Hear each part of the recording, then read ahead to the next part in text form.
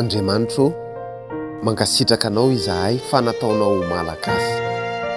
Tena tianay, mahafaly anay, mahafinaritra anay ary ankasitrahanay ny maha-malagasy anay. Mifona aminao izahay ho an'ny manam-pahefana rehetra, ny mpitondra fivavahana sy ny vahoaka malagasy. Mamela, mamindrafo amin'ny ty nosina ity, rakofy amin'ny fahasoavanao, aoka ny fahatsaranao, hidina anenika ny firenenay, aoka ny fanahinao, anaparitaka ny fahatsaranao eto Madagasikara. Jesosy eo, mivavaka ho amin'ny firenenay izahay mba hanjakanao. Tononoko ny fiadananao amin'ny fokontany, kaominina, distrika.